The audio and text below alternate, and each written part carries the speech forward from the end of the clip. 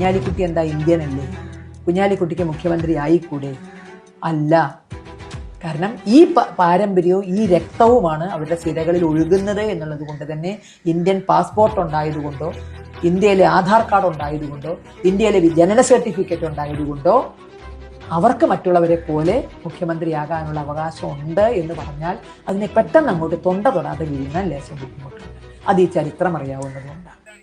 കേരളത്തിന്റെ ഉള്ളിൽ പോലും ഈ ചൂടുകാലത്ത് ഇറങ്ങുന്ന വിഷസർപ്പങ്ങളെ പോലെ വിഷസർപ്പങ്ങൾ സാമുദായിക സൗഹൃദ അന്തരീക്ഷത്തിൽ ഒരു മുസ്ലിം മുഖ്യമന്ത്രിയാവാൻ കഴിയില്ല. ഇന്നലെ ഞാൻ കേരളത്തിലെ ഏറ്റവും വലിയ വിഷം തുപ്പുന്ന ഒരു ടീച്ചറിന് അങ്ങനെ പറയാൻ കഴിയില്ല. അധ്യാപിക എന്ന് പറഞ്ഞാൽ മാതാപിതാ ഗുരു ദൈവമെന്നാണ്. മാതാവ് പിതാവിനെ കാട്ടിത്തരും, പിതാവ് ഗുരുവിനെ കാട്ടിത്തരും, ഗുരു ദൈവത്തെ കാട്ടിത്തരുമെന്നാണ്. ഏത് ദൈവത്തെയാണ് ഈ ഗുരുക്കൾ കാണിക്കുന്നത്? അധ്യാപിക എന്ന് പോലും പറയാൻ കഴിയാത്ത ഒരാൾ കേരളത്തിന്റെ പ്രധാനപ്പെട്ട മുസ്ലിം സമുദായത്തിന്റെ രാഷ്ട്രീയ നേതാവിന്റെ പേര് പറഞ്ഞിവിടെ ആർക്കും ആവാം. അവർക്ക് ഇന്ത്യൻ പാസ്പോർട്ട് ഉണ്ടെങ്കിലും ശരി, ID കാർഡ് ഉണ്ടെങ്കിലും ശരി, അവരിവിടത്തെ പൗരനാണെങ്കിലും ശരി, അവര് മുഖ്യമന്ത്രിയാവാൻ പാടില്ല. എന്തുകൊണ്ട്? വിധേയത്വം കാണിക്കാത്തത് കൊണ്ടോ? അടിമത്തത്തിന് വേണ്ടി നാക്കി നിൽക്കാത്തത് കൊണ്ടോ? എന്തുകൊണ്ടാണ് അവർക്കാകാൻ പാടില്ലാത്തത്? ഇസ്ലാമിക സമൂഹത്തിൽ ഒരു മുസ്ലിം അധികാര പദത്തിലേക്ക് എത്തിയാൽ അവന്റെ മുമ്പിലെ ഏറ്റവും വലിയ മാതൃക അവന്റെ ദീനാണ്. ആ ദീൻ എന്ന് പറഞ്ഞാൽ അന്യനെ കൊല്ലുന്ന ദീനല്ല, പട്ടിണിക്കിടുന്ന ദീനല്ല. തന്നെ ഏൽപ്പിക്കപ്പെട്ട ഒരു അധികാരത്തിന്റെ പേരിൽ പടച്ചറപ്പിന്റെ മുമ്പിൽ ഞാൻ സമാധാനം പറയേണ്ടി വരും. ഇവിടെ ആരെയും എനിക്ക് കബളിപ്പിക്കാം, അധികാരമുഖത്തെ കബളിപ്പിക്കാം. പടച്ചവന്റെ മുമ്പിൽ ഞാൻ സമാധാനം പറയേണ്ടി വരും. മദീന പള്ളിയുടെ മിമ്പറിലിരുന്ന് മഹാനായ സയ്യിദന ഉമർ ഇബ്നുൽ ഖത്താബ് റളിയല്ലാഹു തആല അൻഹു മദീനത്തെ പള്ളിയുടെ മിമ്പറിൽ നിന്നുകൊണ്ട് കരയുന്ന ഒരു സന്ദർഭമുണ്ട്. എല്ലാവരും ചോദിച്ചു, ഉമർ എന്തിനാണ് കരയുന്നത്? മഹാനായ ഉമർ റളിയല്ലാഹു തആല അൻഹുവിന്റെ മറുപടി എന്തെന്നറിയുമോ? അദ്ദേഹം എന്ന ഭരണാധികാരിയാണ്, ഇസ്ലാമിക ലോകത്തിന്റെ ചോദ്യം ചെയ്യാൻ കഴിയാത്ത ഭരണാധികാരി. ആ 50ഓളം രാജ്യങ്ങളുടെ ഭരണാധികാരിയായി മഹാനായ ഉമർ റളിയല്ലാഹു തആല അൻഹു മദീന പള്ളിയുടെ ഇസ്ലാമിക റിപ്പബ്ലിക്കിന്റെ പാർലമെന്റ് മന്ദിരം മദീന പള്ളിയാണ്. ആ മദീനത്തെ പള്ളി മഹാനായ ഉമർ റളിയല്ലാഹു തആല അൻഹു മിമ്പറിൽ നിന്നുകൊണ്ട് എന്തോ ഓർത്തിട്ട് കരയുകയാണ്. പുതിയ കാലത്തിന്റെ ഈ ചർച്ചകളുടെ ഇടയിൽ ഇതൊക്കെ നിങ്ങൾക്ക് മനസ്സിലാകുമോ എന്ന് എനിക്കറിയില്ല. ഇതൊക്കെ ഒരു ചരിത്രത്തിന്റെ ഇതളുകളായി നമുക്ക് പിന്നീട് പറയാൻ മാത്രമേ കഴിയൂ. അങ്ങനെയുള്ള ഭരണാധികാരികളെയൊക്കെ എന്നാണ് നമുക്ക് മനസ്സിലാവുക എന്ന് എനിക്കറിയില്ല. അധികാര കസേര എന്ന് പറഞ്ഞതിൽ നിന്ന് അധികാരത്തിനൊരു ബെഞ്ച് വേണ്ടി തന്നെ വരുന്ന ഒരു കാലത്തേക്കാണ് നാം കടന്നു പോകുന്നത്. ഞാൻ ആരെയും വിമർശിക്കില്ല. ഉമർ റളിയല്ലാഹു തആല അൻഹുവിന്റെ ചിത്രം ആരോ ചോദിച്ചു, എന്താണ്? ഞാൻ ഈ രാജ്യത്തിന്റെ ഭരണാധികാരിയാണ്, ഞാനാണ് ഇതിന്റെ പ്രസിഡന്റ്, ഞാനാണ് ഇതിന്റെ പ്രധാനമന്ത്രി. ഞാനൊരു കാര്യം ഓർത്തിട്ട് കരഞ്ഞു പോയതാണ്. എന്തേ?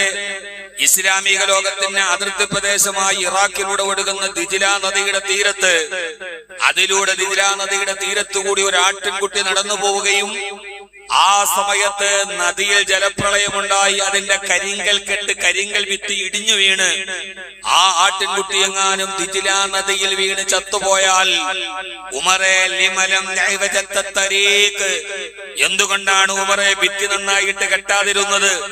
ആട്ടിൻകുട്ടികൾക്ക് നടന്നു പോകാൻ എന്തുകൊണ്ട് വഴിയൊരുക്കിയില്ല എന്ന് ചോദിച്ച് നാളെ അല്ലാഹു സുബ്ഹാനഹു വ തആല എന്നെ പരലോകത്ത് പിടിച്ചു നിർത്തുമല്ലോ എന്ന് ഓർത്തിട്ടാണ് ഞാൻ ഈ പള്ളിയുടെ മിമ്പറിലിരുന്ന് എന്റെ പാർലമെന്റ് മന്ദിരത്തിലിരുന്ന് കരയുന്നത് എന്ന് പറയുന്ന ഉമർ റളിയല്ലാഹു തആല അൻഹു ഉണ്ട്. ആരാ ഉമർ റളിയല്ലാഹു തആല അൻഹു? ഹബീബായ നബി തങ്ങളോട് സ്വർഗം ചോദിച്ച ഉമർ റളിയല്ലാഹു തആല അൻഹു, അങ്ങയുടെ കൂടെ വരട്ടെ എന്ന് ചോദിച്ച ഉമർ റളിയല്ലാഹു തആല അൻഹു. ഞാൻ ആദ്യത്തെ ഖുത്ബയിൽ വിശദീകരിച്ചതുപോലെ നഷ്ടപ്പെട്ടു പോയ ഒരു സുബഹി നമസ്കാരത്തിന് വേണ്ടി കരഞ്ഞ ഉമർ റളിയല്ലാഹു തആല അൻഹു.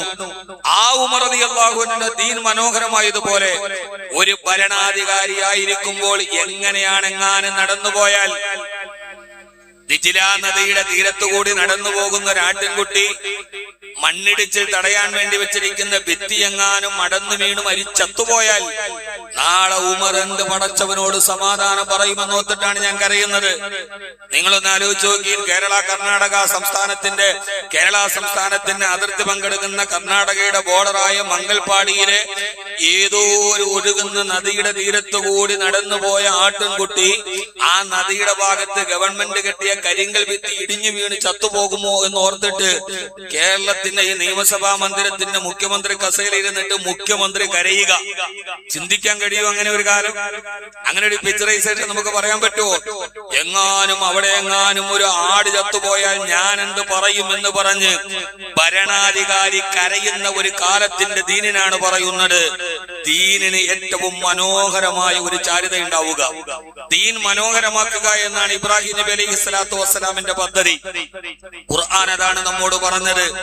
മഹാനായ ഉമർ റളിയല്ലാഹു തആല കരഞ്ഞുപോയി നമുക്ക് പറയാൻ പറ്റുമോ? ആ കസേരയിലേക്ക് എത്താനുള്ള വഴികളെ കുറിച്ചുള്ള പരാക്രമങ്ങൾ നമ്മൾ കാണുമ്പോഴും ആരവിടെ ഇരുന്നാലും നമുക്ക് പ്രശ്നമില്ല. പക്ഷേ അങ്ങനെ കഴിയുന്ന ഒരാൾ, ദീൻ മനോഹരമാകുന്ന ഒരാൾ, ഒരു മുസ്ലിം മുഖ്യമന്ത്രിയാൽ കേരളം എന്തോ കലാപത്തിയാകുമെന്ന് പറയുന്ന കലാപകാലുഷ്യ അസുരവിത്തുകളുടെ മുമ്പിൽ ഒരു മുസ്ലിം ഭരണാധികാരിയായാൽ ആ മുസ്ലിം ഭരണാധികാരിയുടെ മാതൃക ഇതാണ്. തന്നെ ഏൽപ്പിക്കപ്പെട്ട ഒരു അധികാരത്തിന്റെ പേരിൽ പടച്ചറപ്പിന്റെ മുമ്പിൽ ഞാൻ സമാധാനം പറയേണ്ടി വരും. ഇവിടെ ആരെയും എനിക്ക് കബളിപ്പിക്കാം, അധികാരമുഖത്തെ കബളിപ്പിക്കാം, പടച്ചവന്റെ മുമ്പിൽ ഞാൻ സമാധാനം പറയേണ്ടി വരുമെന്ന ബോധത്തോടുകൂടി രാജ്യത്തെ ഭരിക്കാൻ കഴിയുന്ന ഒരാൾ. ഉമർ റളിയല്ലാഹു തആല ഭരണാധികാരിയായിരിക്കുമ്പോൾ കുറെ ഒട്ടകത്തെ കിട്ടി ബൈത്തുൽ മാലിലേക്ക്, ആ സമയത്ത് സക്കാത്തിന്റെ മുതലായി കിട്ടിയ ഒട്ടകത്തിന്റെ പാൽ അല്ലാത്തവർക്ക് ഉപയോഗിക്കൽ നിഷിദ്ധമാണ്. സക്കാത്തിന് കിട്ടിയ ഒട്ടകത്തെ അടയാളം വെച്ച് തിരിച്ചു മാറ്റാൻ ഉമർ റളിയല്ലാഹു തആല ബൈത്തുൽ മാലിലേക്ക് കിട്ടിയ സക്കാത്തിന്റെ ഓഹരിയായി കിട്ടിയ ഒട്ടകത്തിന് ഇങ്ങനെ അടയാളം ചെയ്തുകൊണ്ടിരിക്കുമ്പോ ഉമർ റളിയല്ലാഹു അൻഹുവിനോട് ഉദ്യോഗസ്ഥർ പറഞ്ഞു, ഞങ്ങൾ ചെയ്യാം. വേണ്ട വേണ്ട, സക്കാത്തിന്റെ ഓഹരിയാണ്, അതിന്റെ അവകാശികൾക്ക് മാത്രമേ കൊടുക്കാവൂ, അത് ഉമർ നേരിട്ട് ചെയ്തു കൊള്ളാം. ഉദ്യോഗസ്ഥരെ പോലും ഏൽപ്പിച്ചിട്ടില്ല. അങ്ങനെ ആ ഒട്ടകത്തെ അടയാളം ഇട്ടുകൊണ്ടിരിക്കുമ്പോൾ ഒരു ഒട്ടകം ഉമർ റളിയല്ലാഹു തആലയുടെ കയ്യിൽ നിന്ന് വിട്ടു ഓടി.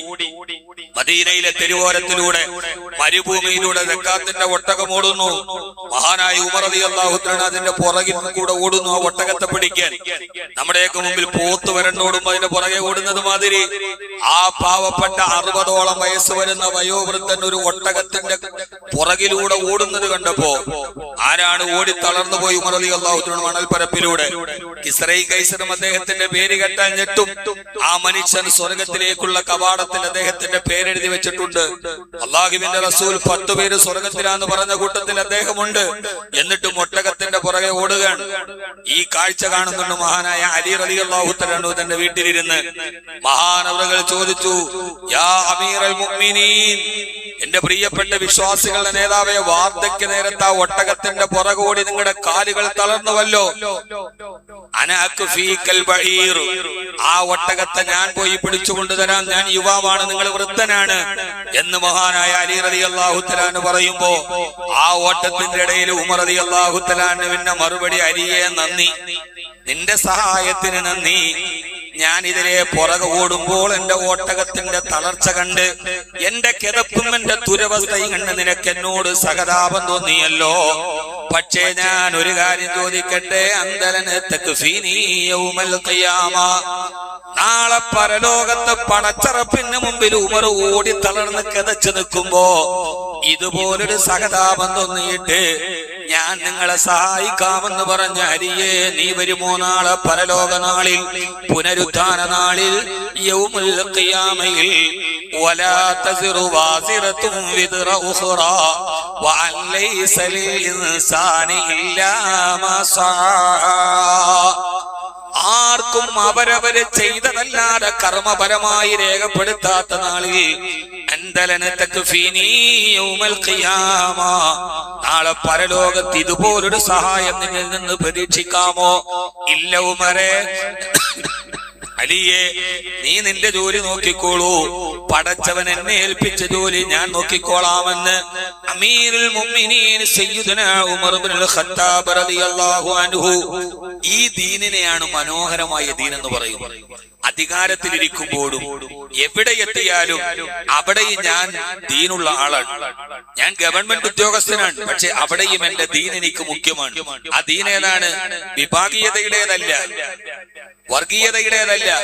എന്റെ പടച്ചവൻ എന്നെ ഏൽപ്പിച്ച എന്റെ ദീൻ. ഹറാമും ഹലാലും തമ്മിലുള്ള വ്യത്യാസം. ഹറാമും ഹലാലും തമ്മിലുള്ള വ്യത്യാസം, ഫർളുകൾ നിർവഹിക്കുന്നതിലുള്ള നിഷ്ഠത, ജീവിതത്തിന്റെ എല്ലാ മേഖലകളിലും ദീനിന് പ്രാമുഖ്യം നൽകുക എന്നതാണ് ദീൻ മനോഹരമാവുക എന്ന് പറയുന്നതിന്റെ അർത്ഥം. നമ്മുടെ ജീവിതത്തിൽ ഇബ്രാഹിം നബി അലൈഹി സ്വലാത്തു വസ്സലാം എന്താണ് നമ്മളോട് പറയുന്നത് എന്ന് ചോദിച്ചാൽ പെരുന്നാളിൽ നിന്ന് അറുക്കുന്നത് മാത്രമാണ്. ആണോ? ഇബ്രാഹിം നബി നമ്മളോട് പറയുന്നതിന് അർത്ഥം ബലിപ്പെരുന്നാളിന് അറുത്തു കഴിഞ്ഞാൽ, ഹജ്ജ് തീർന്നു കഴിഞ്ഞാൽ അതോടെ അവസാനിച്ചു എന്നല്ല. ഖുർആൻ ഇവിടെ മനോഹരമായി ഖുർആനിനെ പഠിക്കാൻ നമ്മളൊരു സമയം എടുക്കണം. അതാണ് സാമൂഹികമായി ഇബ്രാഹിമി സന്ദേശം. അതാണ് ഹജ്ജിന് പോയാൽ ഹജറുൽ അസ്വദിന്റെയും റുക്നുൽ യമാനിയുടെയും ഇടയിൽ മനോഹരമായി ആ കറുത്ത തുണി, കഅബാലയത്തെ മൂടിക്കിടക്കുന്ന കറുത്ത തുണിയിൽ സ്വർണ്ണലിപികളാൽ എഴുതപ്പെട്ട ഒരു മനോഹരമായ ആയത്തുണ്ട്. ഹജറുൽ അസ്വദിന്റെയും റുക്നുൽ യമാനിയുടെയും ഇടയിൽ. ഏതാണ് ആയത്ത്? എത്രയോ പ്രാവശ്യം നമ്മൾ ഹജ്ജ് ചെയ്തിട്ടുണ്ട്, ഉംറ ചെയ്തിട്ടുണ്ട്, തവാഫ് ചെയ്തിട്ടുണ്ട്. ആ കഅബയുടെ തുണിയിൽ റുക്നുൽ യമാനിയുടെയും ഹജറുൽ അസ്വദിന്റെയും ഇടയിൽ ഒരു ആയത്ത് എഴുതിയിട്ടുണ്ട് സ്വർണ്ണ നൂലുകളിൽ. എന്താണ് ആയത്ത്? ബിസ്മില്ലാഹിർ റഹ്മാനിർ റഹീം. ഖുൽ സദഖല്ലാഹ് ഫത്തബിഉ മില്ലത ഇബ്രാഹീമ ഹനീഫാ. കുല്ലോ നബി അങ്ങ് പറഞ്ഞു കൊടുക്ക്, സദഖല്ലാഹ്, അല്ലാഹു പറഞ്ഞതെത്ര വാസ്തവമാണ്. ഫത്തബിഉ മില്ലത ഇബ്രാഹീമ ഹനീഫാ. ഋജുമാനസനായ ഇബ്രാഹിം നബിയുടെ പാരമ്പര്യത്തെ നിങ്ങൾ പിന്തുടരണേ. ഇഹ്റാമിന്റെ വസ്ത്രവും ധരിച്ച് നടക്കുമ്പോഴും ആയത്തിലാണ് ഇബ്രാഹിം ഹനീഫ. എന്താ ഇബ്രാഹിം നബിയുടെ പാരമ്പര്യം? എന്താണ് ആ പാരമ്പര്യം? മൃഗബലിയിൽ മാത്രമല്ല. അതറിയണമെങ്കിൽ ആ പാരമ്പര്യത്തെ ഖുർആൻ മറുഭാഗത്ത് പറയുന്നുണ്ട്. ബിസ്മില്ലാഹിർ റഹ്മാനിർ റഹീം. വമൻ അഹ്സനു ദീനം മിമ്മൻ അസ്ലമ വജ്ഹഹു ലില്ലാഹി വഹുവ മുഹ്സിൻ വത്തബഅ മില്ലത ഇബ്രാഹീമ ഹനീഫാ വത്തഖദ അല്ലാഹു ഇബ്രാഹീമ ഖലീലാ. ശ്രദ്ധിച്ച് കേൾക്കുക, മനോഹരമായി കേൾക്കുക. ഈ അല്പസമയത്തെ കേൾവിയും മനോഹരമായി കേൾക്കുകയും. വമൻ അഹ്സനു ദീനൻ, ആരുടെ ദീനാണ് മനോഹരമായത്? എത്ര ചേതോഹരമായിട്ടാണ് പടച്ചവന്റെ ചോദ്യം. വമൻ അഹ്സനു ദീന, ആരുടെ ദീനാണ് മനോഹരമായ ദീനായത്? ആരുടെ ദീനാണ് മനോഹരമാകുന്നത്? മിമ്മൻ അസ്ലമ വജ്ഹഹു ലില്ലാഹ്, അവന്റെ മുഖം അല്ലാഹുവിലേക്ക് മാത്രം അവൻ തിരിക്കുന്നവനാണ്. സർവലോക സിട്ടാവായ, സർവലോക പരിപാലകനായ, സർവാധിനാഥനായ അല്ലാഹുവിലേക്ക് അവൻ അവന്റെ മുഖത്തെ തിരിക്കുന്നുണ്ട്. മിമ്മൻ വമൻ അഹ്സനു ദീന, ആരുടെ ദീനാണ് മനോഹരമായത്? നമ്മുടെ ദീൻ മനോഹരമാണ്. ഇബ്രാഹിം നബി ലോകത്ത് സമർപ്പിച്ച ദീൻ മനോഹരമാണ്. മിമ്മൻ അസ്ലമ വജ്ഹഹു ലില്ലാഹി വഹുവ മുഹ്സിൻ, അല്ലാഹുവിലേക്ക് അവന്റെ മുഖത്തെ അവൻ തിരിച്ചു വെച്ചു എന്ന് പറഞ്ഞാൽ അവന്റെ ജീവിതത്തിന്റെ മുഴുവൻ മേഖലകളിലും അവന്റെ ദീൻ അല്ലാഹുവിന്റെ തൃപ്തിയാണ്. മഹാനായ യൂനുസ് ബിൻ ഉബൈദ റളിയല്ലാഹു തആല അൻഹു പ്രമുഖനായ വസ്ത്രവ്യാപാരിയാണ്. അദ്ദേഹത്തിന്റെ കടയിൽ രണ്ട് രീതിയിലുള്ള വസ്ത്രമുണ്ട്. ഒന്ന് ഫസ്റ്റ് ക്വാളിറ്റി, മറ്റൊന്ന് സെക്കൻഡ് ക്വാളിറ്റി. ഫസ്റ്റ് ക്വാളിറ്റിയുടെ വില 100 ദിർഹമാണ്. ഫസ്റ്റ് ക്വാളിറ്റിയുടെ വില 200 ദിർഹമാണ്. സെക്കൻഡ് ക്വാളിറ്റിയുടെ വില 100 ദിർഹമാണ്. കണ്ടാൽ രണ്ടും ഒരുപോലെയാണ്. ചൈന ഏതാണ്, കുന്നംകുളത്ത് നിന്നുണ്ടാക്കുന്ന ഏതാണ്, രണ്ടും തിരിച്ചറിയാൻ കഴിയില്ല. കാഴ്ചയിൽ സമാന പ്രകൃതമാണ്. യൂനുസ് ബിൻ ഉബൈദ റളിയല്ലാഹു തആല, നിങ്ങൾ എല്ലാവരും ധാരാളം കച്ചവടക്കാരാണല്ലോ. കച്ചവടത്തിന് ദീൻ ഉണ്ടാവണം, അപ്പോഴാണ് ദീൻ മനോഹരമാകുന്നത്. ആ സമയത്ത് ളുഹർ നമസ്കരിക്കാൻ വേണ്ടി പോകുമ്പോൾ യൂനുസ് ബിൻ ഉബൈദ റളിയല്ലാഹു തആല അൻഹു തന്റെ അനുജനെ, തന്റെ സഹോദരനെ കടയിൽ ഏൽപ്പിച്ചിട്ട് നമസ്കരിക്കാൻ വേണ്ടി പോയി. ആ സമയത്ത് വിദേശിയായ ഒരാൾ കടയിൽ വന്നു. അയാൾ ചോദിച്ചൊരു സാധനം ഇഷ്ടപ്പെട്ടു. ഇതിനെന്താണ് വില? അത് സെക്കൻഡ് ക്വാളിറ്റിയാണ്. അത് അദ്ദേഹത്തിന് ഇഷ്ടപ്പെട്ടു, എടുത്തുകൊണ്ട് പോവാതിരിക്കില്ല എന്നുറപ്പായപ്പോൾ അദ്ദേഹം പറഞ്ഞു, സഹോദരൻ പറഞ്ഞു, 200 ദിർഹമാണ് വില. സെക്കൻഡ് ക്വാളിറ്റിയുടെ വസ്ത്രത്തിന് ഫസ്റ്റ് ക്വാളിറ്റിയുടെ വില കൊടുത്ത് 200 ദിർഹം കൊടുത്ത കച്ചവടം അദ്ദേഹം വാങ്ങിച്ചു. അത് കവറിലിട്ട് തിരിച്ചു പോകുന്ന വഴിയിൽ മഹാനായ യൂനുസ് ബിൻ ഉബൈദ റളിയല്ലാഹു തആല നിസ്കാരം കഴിഞ്ഞ് തിരിച്ചു വരുമ്പോ തന്റെ കടയിൽ നിന്ന് ഇറങ്ങി വരുന്ന ആളെ കണ്ടിട്ട് ചോദിച്ചു, എന്ത് വാങ്ങിക്കാൻ പോയതാണ്? വസ്ത്രം വാങ്ങിക്കാൻ പോയതാണ്. എത്രയാണ് വില? അദ്ദേഹം 200 ദിർഹമാണ്. നോക്കിയപ്പോൾ 100 ദിർഹമിന്റെ വിലയുള്ള സാധനം 200 ദിർഹമിന് കൊടുത്തു. ആ കച്ചവടക്കാരനെയും പിടിച്ചുകൊണ്ട് നേരെ കടയിൽ വന്നിട്ട് ചോദിച്ചു, ആര് പറഞ്ഞു 200 ദിർഹമിന് ഇത് കൊടുക്കാൻ? 100 ദിർഹമല്ലേ ഇതിന് വിലയുള്ളൂ? ആ സമയത്ത് സഹോദരൻ പറഞ്ഞു, വാങ്ങാമെന്ന ആൾ തൃപ്തിയോടെ വാങ്ങിച്ചതാണ്, ഞാൻ തൃപ്തിയോടെ കൊടുത്തതാണ്. അദ്ദേഹത്തിനെതിരെ പരാതി ഇല്ലാത്തിടത്തോളം കബളിപ്പിച്ചു എന്ന് അദ്ദേഹത്തിന് പരാതി ഇല്ലാത്തിടത്തോളം കാലം എന്തിനാണ് നിങ്ങൾ എന്നോട് ദേഷ്യപ്പെടുന്നത് എന്ന് ചോദിച്ചപ്പോ അദ്ദേഹത്തിന്റെ ജീവിതത്തിന്റെ മനോഹരമായ ദീനിനെ അദ്ദേഹം പ്രകടമാക്കുന്നുണ്ട്. മഹാനായ യൂനുസ് ഇബ്നു ഉബൈദ റളിയല്ലാഹു തആല അൻഹു ചോദിച്ചു, നീ പറഞ്ഞത് ശരിയാണ്, ഒരു കച്ചവടം നടത്തിയപ്പോൾ നിന്റെ തൃപ്തി നീ പരിഗണിച്ചു, വാങ്ങാൻ വന്ന ആളുടെ തൃപ്തി നീ പരിഗണിച്ചു, പക്ഷെ ഇക്കാര്യത്തിൽ നിന്റെ പടച്ചവന്റെ തൃപ്തിയെ നീ പരിഗണിച്ചോ ഇല്ലയോ? അള്ളാഹുവിന്റെ തൃപ്തി ഏതിലാണ്? അറിയാൻ വയ്യാത്തൊരു മനുഷ്യന് 200 ദിർഹമിന് ഇരട്ടി വിലയ്ക്ക് കൊടുക്കുന്നത് നിന്റെ പടച്ചവൻ കാണുന്നില്ലേ? ഇന്ന റബ്ബക ലബിൽ മിർസാദ്.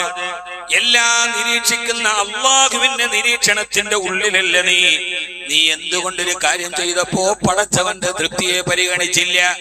അതുകൊണ്ട് അധികം വാങ്ങിച്ച 100 ദിർഹം തിരിച്ചു കൊടുക്ക്. കഴുത്തറപ്പൻ മത്സരത്തിന് പകരം പരോപകാര ത്വര പുലർത്തുന്ന ആവിഷ്കാര സ്വാതന്ത്ര്യത്തെ കണ്ടിട്ട് ആ വിദേശിയായ മനുഷ്യൻ അത്ഭുതപ്പെട്ടു നിന്നുപോയി. സഹോദരങ്ങളെ, ദീൻ മനോഹരമാവുക എന്ന് പറഞ്ഞാൽ നമ്മുടെ കച്ചവടങ്ങളിൽ ഫിഇലിലും ഫിക്റിലും കൗലിലും ഫിഇലിലും ഫിക്റിലും മനോഹരമായ ദീൻ ഉണ്ടാകുമ്പോഴാണ് അള്ളാഹു നമ്മളെ ഖലീലാക്കുന്നത്. അള്ളാഹുവിന്റെ ഖലീലാണ് ഇബ്രാഹിം നബി അലൈഹി സ്വലാത്തു വസ്സലാം. അള്ളാഹുവിന്റെ ഹബീബാണ് റസൂലുള്ളാഹി സ്വല്ലല്ലാഹി അലൈഹി വസല്ലം. ഹബീബും ഖലീലും തമ്മിലുള്ള വ്യത്യാസം എന്താണ്? നമ്മുടെ ഒരു പരിമിതമായ സമയത്തിനുള്ളിൽ ഒരു ചുരുങ്ങിയ ജുമയ്ക്ക് പറയാൻ പറ്റിയാൽ ഇൻഷാ അല്ലാഹ് എപ്പോഴെങ്കിലും നമുക്ക് ഒരു വിഷയം എടുത്ത് പറയാം. മലയാളത്തിലെ രണ്ടും അള്ളാഹുവിന്റെ ഇഷ്ടപ്പെട്ട ആളെന്നാണ്, പക്ഷെ അതിന് വ്യത്യാസമുണ്ട്. ദീൻ മനോഹരമാക്കുക എന്നതാണ് മിമ്മൻ അസ്ലമ വജ്ഹഹു ലില്ലാഹി വഹുവ മുഹ്സിൻ. ആര് അല്ലാഹുവിലേക്ക് തന്റെ ദീനിനെ ജീവിതത്തെ മുഴുവൻ സമർപ്പിച്ചോ വഹുവ മുഹ്സിൻ, അവനാണ് ഏറ്റവും നല്ലവൻ. ഏത് സമ്മർദ്ദവും പ്രതിസന്ധികളും വന്നാലും പരിശുദ്ധമായ ദീനിനെ കൈവിടേണ്ട ഒരു അവസ്ഥ വന്നാലും ആ സമയത്ത് അല്ലാഹുവിന്റെ ദീനിന് പ്രാമുഖ്യം കൊടുക്കലാണ് ഇബ്രാഹിമി പാരമ്പര്യത്തിന്റെ പിൻഗാമികൾ. ആകാശത്തിലൂടെ പറന്നു പോകുന്ന പറവകൾ പോലും ചിറക് കരിഞ്ഞിട്ട് താഴെ വീഴുന്ന വിധം അഗ്നിസ്ഫുലിംഗങ്ങൾ ആകാശത്തേക്ക് കത്തിച്ചൊലിച്ച തീക്കുണ്ടത്തിലേക്ക് വലിച്ചെറിയുമ്പോഴും ഇബ്രാഹിം നബിയുടെ മന്ത്രമെന്നാണ് ഹസ്ബി അല്ലാഹ്. ഈ തീക്കുണ്ടത്തിലും എനിക്കെന്റെ റബ്ബ് മതി, അവന്റെ തൃപ്തി ഞാൻ കരിയാനാണെങ്കിൽ ആയിക്കൊള്ളട്ടെ, അവന്റെ തൃപ്തി ഞാൻ രക്ഷപ്പെടുന്നതിലാണെങ്കിൽ അതും എനിക്ക് പ്രശ്നമല്ല എന്ന് തീരുമാനിച്ച് മുഹ്സിനായപ്പോഴാണ് ഇബ്രാഹിം നബി അല്ലാഹു ഖലീലാക്കിയത്. പ്രതിസന്ധികൾ പ്രയാസങ്ങൾ വരുമ്പോൾ നമ്മുടെ ദീനിനെ മുറുകെ പിടിക്കാൻ, നമ്മുടെ വിശ്വാസത്തെ മുറുകെ പിടിക്കാൻ, നമ്മുടെ ഈമാനിനെ മുറുകെ പിടിക്കാൻ കഴിയുക എന്നതാണ് ഇബ്രാഹിം നബി നമ്മളോട് പറയുന്നത്. മഹാനായ മദീന നഗരത്തിൽ മഹാനായ ഉമർ ഇബ്നുൽ ഖത്താബ് റളിയല്ലാഹു തആല അൻഹു സഹാബത്തോട് പറഞ്ഞു, എല്ലാവരും ഇങ്ങോട്ട് വരൂ. എല്ലാവരും എത്തി. മദീനയിലെ മുഴുവൻ പുരുഷന്മാരും മദീനയുടെ കവാടത്തിലേക്ക് പോകട്ടെ. മഹാനായ അബൂ ഹുദാഫത്ത് സഹിമി റളിയല്ലാഹു തആല അതിലെ വരുമ്പോൾ മദീനയിലെ മുഴുവൻ പുരുഷന്മാരും അദ്ദേഹത്തിന്റെ നെറ്റിത്തടത്തിൽ ചുംബനം കൊടുത്ത് സ്വീകരിക്കണമെന്ന് ഉമർ റളിയല്ലാഹു തആല കൽപ്പന ഇടുന്നുണ്ട്. എപ്പോഴാണ് സഹോദരങ്ങളെ? ഏത് സമയത്താണ്? ആരാണ് മദീനയുടെ കവാടത്തിൽ മദീനയിലെ മുഴുവൻ പുരുഷാരവും കാത്തുനിന്നു? ആരെ കാത്തു നിൽക്കുകയാണ്? മുഖ്യമന്ത്രിയെ കാത്തിട്ടല്ല, ഉപമുഖ്യമന്ത്രിയെ കാത്തിട്ടല്ല. മഹാനായ അബ്ദുല്ലാഹി ഇബ്നു ഹുദാഫത്തു സഹ്മി റളിയല്ലാഹു തആല എന്ന ചെറുപ്പക്കാരൻ വരുന്നുണ്ട്. എന്താണ് സംഭവം എന്ന് നിങ്ങൾക്കറിയോ? യുദ്ധം നടക്കുന്ന നേരത്തെ ചുരുക്കി ഞാൻ പറഞ്ഞു തരാം. ആ സമയത്ത് യുദ്ധം നടക്കുന്ന അബ്ദുല്ലാഹി ഇബ്നു ഹുദാഫത്തു സഹ്മി റളിയല്ലാഹു അൻഹുവിനെയും 60ഓളം വരുന്ന സഹാബത്തുകളെ യുദ്ധത്തിൽ പിടിച്ചു റുസ്തം. ആ റുസ്തം യുദ്ധത്തിൽ പിടിച്ചുകൊണ്ടുപോയി തടവിലാക്കിയിട്ട് റുസ്തം പറഞ്ഞു, നിങ്ങൾ അള്ളാഹുവിനെ വിട്ടിട്ട് എന്നെ ആരാധിക്കണം, എന്റെ മുമ്പിൽ സുജൂദ് ചെയ്യണം. മഹാനായ അബ്ദുല്ലാഹി ഇബ്നു ഹുദാഫത്ത് സഹ്മി റളിയല്ലാഹു തആല തയ്യാറായില്ല. മഹാനവറുകളെ ഒരു ഭിത്തിയിലേക്ക് കൊണ്ടുപോയി ചേർത്ത് വെച്ച് മറുഭാഗത്തുനിന്ന് അമ്പെയ്തു. ആ എയ്ത അമ്പുകൾ മഹാനവറുകൾ നിക്ഷോഭത്തോടുകൂടി അവിടെ നിന്നു. മഹാനവറുകളുടെ നെഞ്ചകം ലക്ഷ്യമാക്കി അമ്പുകൾ പാഞ്ഞു വരുമ്പോ റുസ്തമിന്റെ മുമ്പിൽ സുജൂദ് ചെയ്യാത്തതിന്റെ പേരിൽ, ദീനിനെ വില കൊടുക്കാൻ കഴിയാത്തതിന്റെ പേരിൽ മഹാനവറുകളുടെ ഇരു തോളുകളുടെ ഇടയിലേക്ക് അസ്ത്രം തുളച്ചു കയറി. റുസ്തം പറഞ്ഞു, ഈ എയ്ത അമ്പുകൾ നിന്റെ നെഞ്ചകം പിളർക്കാൻ അറിയാത്തത് കൊണ്ടല്ല, ഒരവസരം കൂടി നിനക്ക് തരികയാണ്, എന്റെ മുമ്പിൽ സുജൂദ് ചെയ്യുമോ ഇല്ലയോ? മഹാനായ അബ്ദുല്ലാഹി ഇബ്നു ഹുദാഫത്ത് സഹ്മി റളിയല്ലാഹു തആല പറഞ്ഞു, ഇല്ല, ഞാൻ നിങ്ങളുടെ മുമ്പിൽ സുജൂദ് ചെയ്യുകയില്ല. അവസാനം മഹാനവറുകളെ കൊണ്ടുപോയി തടങ്കലിൽ പാർപ്പിച്ചു. എന്റെ പ്രിയപ്പെട്ട യുവാക്കളോട്, എന്റെ പ്രിയപ്പെട്ട യുവതലമുറയോട് യുവാക്കളോട്, എന്റെ പ്രിയപ്പെട്ട ക്ഷുഭിത യൗവനത്തിനോട്, 17 ദിവസമാണ് തടവറയിൽ പട്ടിണി കിടന്നത്. വെള്ളമില്ല, കുടിക്കാൻ വെള്ളമില്ല, കഴിക്കാൻ ഭക്ഷണമില്ല. 14 ദിവസം പട്ടിണി കിടന്ന അവസാനം ശരീരം എല്ലും തോലുമായി മരണത്തോട് വെപ്രാളമടിക്കുമ്പോൾ വന്നു ചോദിച്ചു, എന്റെ മുമ്പിൽ സുജൂദ് ചെയ്യാൻ തയ്യാറാണോ?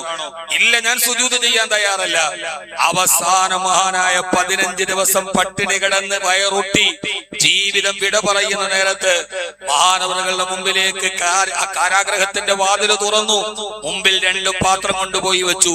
ഒന്നിൽ പന്നി മാംസം, മറ്റൊന്നിൽ മദ്യം. രണ്ടും കൊടുത്തിട്ട് പറഞ്ഞു, അബ്ദുല്ലാഹി ഇബ്നു ഹുദാഫ, നിനക്ക് വേണമെങ്കിൽ ഇത് കഴിച്ചിട്ട് ജീവൻ നിലനിർത്താം. മഹാനായ അബ്ദുല്ലാഹി ഇബ്നു ഹുദാഫത്ത് സഹ്മി റളിയല്ലാഹു അൻഹു ജീവൻ നഷ്ടപ്പെടുന്ന സമയത്ത് മുമ്പിൽ വരുന്നത് ഇസ്ലാം നിഷിദ്ധമാക്കിയ 2 കാര്യങ്ങളാണ്. ഒന്ന് പന്നി മാംസം, മറ്റൊന്ന് മദ്യം. ആ സമയത്ത് എന്താണ് ഒരു മുസ്ലിമിന്റെ നിലപാട്? എന്താണ് ദീനിന്റെ നിലപാട്? എന്താണ്? ആ സമയത്ത് അത് കഴിക്കാമെന്നാണ്. ജീവൻ നിലനിർത്താൻ പറ്റുന്ന ഒരു സമയത്തിൽ വേറൊന്നും കിട്ടിയില്ലെങ്കിൽ പന്നി മാംസമാണെങ്കിലും മദ്യമാണെങ്കിലും ജീവൻ നിലനിർത്താൻ അളവിൽ കഴിക്കാമെന്നാണ്.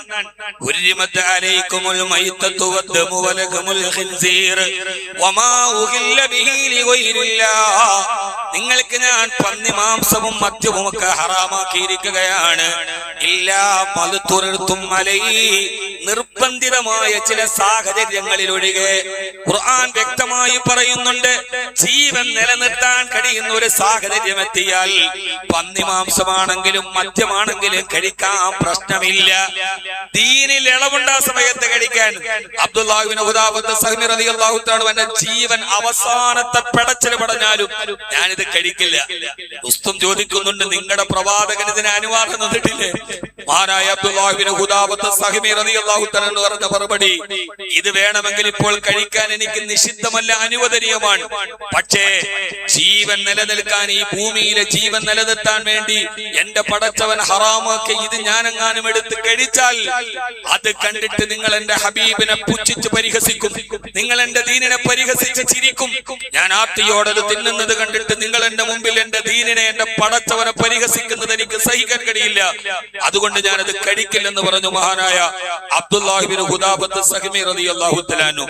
അനുവദനീയമായത് കഴിക്കുമ്പോഴും എന്റെ പേരിൽ എന്റെ ദീൻ പരിഹസിക്കപ്പെട്ടാൽ, ഇബ്രാഹിം നബിയുടെ മില്ലത്തിനെ കുറിച്ച് നമ്മൾ പറയുമ്പോ ഈ തീക്കുണ്ടത്തിൽ കിടന്ന് അള്ളാഹുവിന് വേണ്ടി മനോഹരമായി ജീവിച്ച ഇബ്രാഹിം നബിയുടെ കഥ പറയുമ്പോൾ നമ്മുടെ വീട്ടിലെ കല്യാണങ്ങളുടെ മേൽ ദീൻ പരിഹസിക്കപ്പെടാറില്ലേ? നമ്മുടെ വീട്ടിലെ ആഘോഷങ്ങളുടെ മേൽ നമ്മുടെ ദീൻ പരിഹസിക്കപ്പെടാറില്ലേ? നമ്മുടെ വൈയക്തികമായ പല കാര്യങ്ങളുടെ പേരിലും നമ്മുടെ ദീൻ പരിഹസിക്കപ്പെടാറില്ലേ? എന്റെ പ്രിയപ്പെട്ട സഹോദരങ്ങളെ, അല്ലാഹു ഇബ്രാഹിം നബിയെ ഖലീലാക്കിയത് വമൻ അഹ്സനു ദീന, മനോഹരമായി ദീനിനെ ജീവിതത്തിൽ പ്രയോഗിച്ചപ്പോഴാണ്. മഹാനായ അബ്ദുല്ലാഹി ഇബ്നു ഹുദാഫത്ത് സഹ്മി റളിയല്ലാഹു അൻഹു അനുവദനീയമായിട്ടും കഴിച്ചിട്ടില്ല. എന്റെ കൂട്ടുകാരൻ നിർബന്ധിച്ചത് കൊണ്ട് ഞാനൊന്ന് സിപ്പ് ചെയ്തതാണ്. ആ ഒരു അവസ്ഥയിൽ ഞാൻ തിന്നുപോയതാണ്. മദ്യവും ഈ പന്നി മാംസവും അല്ലാഹു ഹറാമാക്കി. സഹോദരങ്ങളെ, എന്തിനാണ് ഹറാമാക്കിയത്? തിരുവനന്തപുരത്ത് ഒരു 5 സ്റ്റാർ ഹോട്ടലിൽ പോയാൽ, അല്ലെങ്കിൽ വിവാന്ത താജിലെ ഒരു ഡിന്നറിന് പോയാൽ നിങ്ങൾക്ക് അവിടെ അല്ലാഹു എല്ലാം ഹലാലാക്കി. ഒന്ന് മാത്രമല്ലേ ഹറാമാക്കിയുള്ളൂ?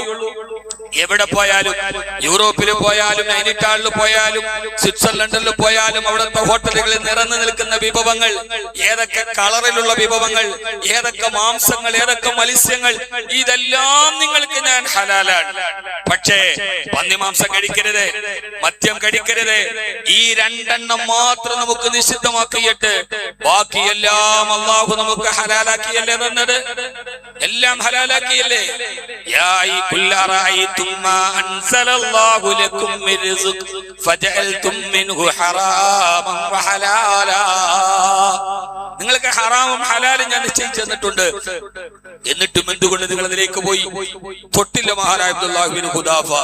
ഇബ്രാഹിം നബി അല്ലാഹു ഖലീലാക്കി തെരഞ്ഞെടുത്തത് ആ ഇബ്രാഹിമിന്റെ മേൽ ദീൻ പരിഹസിക്കപ്പെടാതിരിക്കുമ്പോഴാണ്, ഈമാൻ പരിഹസിക്കപ്പെടാതിരിക്കുമ്പോഴാണ്.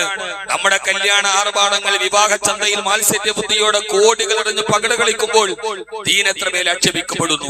നമ്മുടെ സ്ത്രീമകളുടെ മേൽ ദീൻ ആക്ഷേപിക്കപ്പെടുന്നു. അവസാനം മഹാനവറുകളെ എന്ത് ചെയ്തെന്നറിയുമോ? ഞാൻ അവസാനിപ്പിക്കുകയാണ്.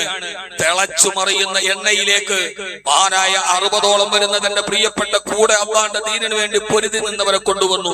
തിളച്ചുമറിയുന്ന എണ്ണയിലേക്ക് ഒരു സഹാബി എടുത്തെറിഞ്ഞു. 59 ആളെ വെളിയിലുള്ളൂ. മഹാനായ അബ്ദുല്ലാഹിബ്നു ഹുദാഫത്ത് സഹ്മി റളിയല്ലാഹു തആല നോക്കുമ്പോൾ തന്റെ കൂടെ ദീനിനു വേണ്ടി പുറപ്പെട്ട അവർ തിളച്ചുമറിയുന്ന എണ്ണയിൽ അവളുടെ ശരീരം ഇങ്ങനെ വീർത്തു വരുമ്പോൾ, അവിടെ കരിഞ്ഞ മാംസത്തിന്റെ ഗന്ധം വരുമ്പോ അബ്ദുല്ലാഹിബ്നു ഹുദാഫത്ത് സഹ്മി റളിയല്ലാഹു തആലയുടെ കണ്ണ് നിറഞ്ഞു വാവിട്ട് കരഞ്ഞു. റുസ്തം ചോദിച്ചു, അടുത്തത് നീയാകുമെന്ന് കരുതിയിട്ടാണോ നിന്റെ കരച്ചിൽ? മഹാനായ അബ്ദുല്ലാഹിബ്നു ഹുദാഫത്ത് സഹ്മി റളിയല്ലാഹു തആലയുടെ മറുപടി, അല്ല, അടുത്ത ഊഴം എന്റേതാണെന്നറിയാം. എനിക്ക് നിരാശ ബാധിച്ചിട്ടാണ് അള്ളാഹുവിന്റെ മുമ്പിലല്ലാതെ തലകുനിക്കില്ല എന്ന് പറഞ്ഞതിന്റെ പേരിൽ ഞാൻ ഈ തിളച്ച എണ്ണയിൽ എന്നെ വലിച്ചെറിഞ്ഞാൽ ഒരൊറ്റ പ്രാവശ്യമല്ലേ എനിക്ക് ഷഹീദാവാൻ കഴിയൂ. പടച്ചവൻ എനിക്ക് 100 ജന്മം തന്നെങ്കിൽ ആ 100 ജന്മവും അള്ളാഹുവിന്റെ ദീനിനു വേണ്ടി ഇവിടെ ഷഹീദാവാൻ കഴിയുമായിരുന്നല്ലോ എന്നോർത്തിട്ട് ആ നിരാശയിൽ ഞാൻ കരയുന്നതാണെന്ന് പറഞ്ഞപ്പോൾ, പ്രകോപനങ്ങൾക്കും പ്രലോഭനങ്ങൾക്കും ഈ വിശ്വാസിയുടെ ദീനിന്റെ മനോഹാരിതയെ വികൃതമാക്കാൻ കഴിയില്ലെന്ന് ഉറപ്പായപ്പോൾ ദുസ്തം പറഞ്ഞു, എന്നാൽ ഒരു കാര്യം ചെയ്യ്, ബാക്കിയുള്ള 59 പേരെ ഞാൻ വിട്ടയക്കാം, പക്ഷെ എന്റെ നെറ്റിയിൽ ഒരു ചുംബനം നൽകണം, എന്റെ മുമ്പിൽ സുജൂദ് ചെയ്യണ്ട. അവസാനം ഡൊണാൾഡ് ട്രംപ് പറയുന്നത് പോലെ ഞാൻ പറയുന്നത് അംഗീകരിക്കണം, എങ്ങനെയെങ്കിലും തല ഊരാൻ വേണ്ടി പെട്ട അകക്കണിയിൽ നിന്ന് ഏകാധിപതികൾ എല്ലാ കാലത്തും അവരുടെ ശൈലി എങ്ങനെയാണ്, ഇതൊന്ന് അംഗീകരിച്ചാൽ മതി, പിൻവാങ്ങാം. 59 തന്റെ പ്രിയപ്പെട്ട സഹോദരങ്ങളുടെ ജീവൻ രക്ഷിക്കാൻ വൈമനസ്യത്തോടെ അബ്ദുല്ലാഹിബ്നു ഹുദാഫത്ത് സഹ്മി റളിയല്ലാഹു തആല പേർഷ്യൻ രാജ്യത്തിന്റെ ഏകാധിപതിയുടെ നെറ്റിത്തടത്തിൽ ഒരു ചുംബനം കൊടുത്തു. 59 സഹാബത്തുമായി നിരുപാധിക പറഞ്ഞു വരുമ്പോഴാണ് മസ്ജിദുൻ നബവിയിൽ ഉമർ റളിയല്ലാഹു തആല പറയുന്നുണ്ട്, മദീനയിലെ മുഴുവൻ പുരുഷന്മാരും മദീനയിലെ കവാടത്തിലെത്തട്ടെ. അല്ലാഹുവിന്റെ ദീനിനു വേണ്ടി ജീവിതം സമർപ്പിച്ച അബ്ദുല്ലാഹിബ്നു ഹുദാഫയുടെ നെറ്റിത്തടത്തിൽ എല്ലാവരും ചുംബനം കൊടുത്തോളൂ. അതിനു പകരമായി എന്റെ പ്രിയപ്പെട്ട സഹോദരങ്ങളെ, ഇതാണ് മനോഹരമായ ദീൻ. ആ ദീനിനെ മനോഹരമായി നിൽക്കുമ്പോൾ ആരുടെ ദീനാണോ മനോഹരമാകുന്നത്,